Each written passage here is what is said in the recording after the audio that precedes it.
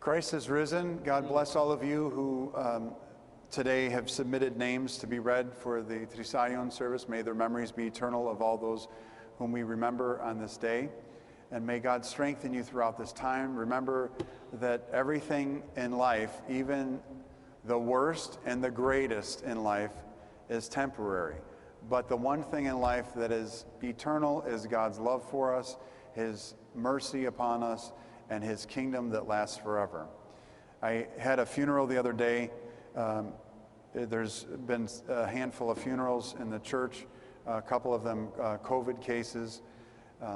But the funeral, I reminded the family that it's a difficult time to have a funeral, but the one thing that lasts forever and the one thing that goes on and transcends this understanding that we have here is the mercy of God in the kingdom of heaven. And the fathers of the church write specifically and say, no matter what the greatest is in this life or the worst is in this life, it'll be overshadowed, completely overshadowed by the greatness of the kingdom of heaven.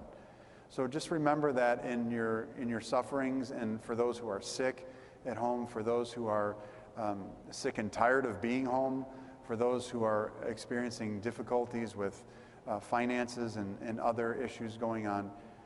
Be prayerful, and just remember too that Christ not only went through everything that we could possibly experience, but He also reminds us too that everything is waiting for us. The eternal life is waiting for us.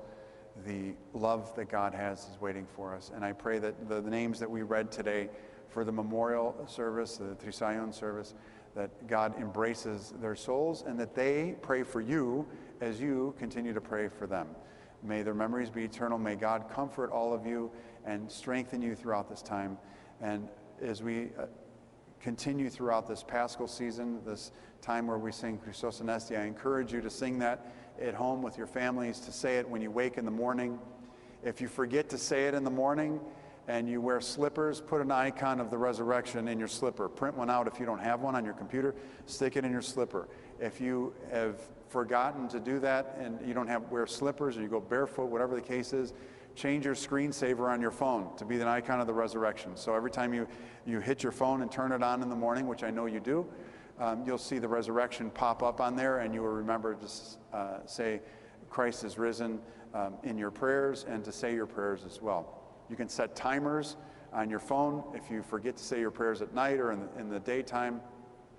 If you forget to pray during meals, put an icon on your table or stick them on a plate or on your stove, when your stove is off, obviously, and have something to remind you, to always pull you back to prayer, so that the time that you have now is not wasted, but it's a time that's used for growth. And it can be used for growth despite the setbacks, despite the illness, despite the financial setbacks and the difficulties we have in the world. You can still grow. No one can ever take that away from you. It's very important to remember. No one ever can take your spiritual life from you. The fathers of the church say the only person that can take your spiritual life from you is you. And it's not taken away. The fathers say it's given away. So don't give away your spiritual life. Don't worry that anybody's going to take it. Continue to make it stronger. And remember that no one can affect your inner core. That's what St. Seraphim speaks about. Inner peace, maintaining that inner peace despite the struggles around us.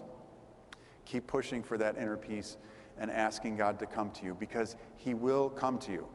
And sometimes we think He's not listening or it's taking too long. He will come. But just like a child, when a child starts to walk and you let it go and it starts to walk, and they kind of walk like little Frankensteins, and then their legs, they don't know how to bend their knees, and they kind of just truck along the floor, and then they go faster, and then they fall into the arms of a parent, or they fall into a couch and hold on to something, or a table, or whatever. It's the same thing with God. He's sometimes in our lives, He's holding us tight, holding us up, carrying us sometimes.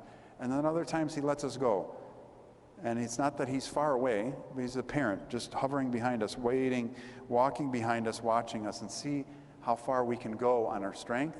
And then He's there to grab us right when we think we're going to fall. So remember that. A good parent does not let their child fall and get hurt. A good parent is always watching, always there, always overshadowing their child, despite if their child's this big or if they're taller than the actual parents. They're always watching over children. So how much more is Christ watching over us? Always remember that.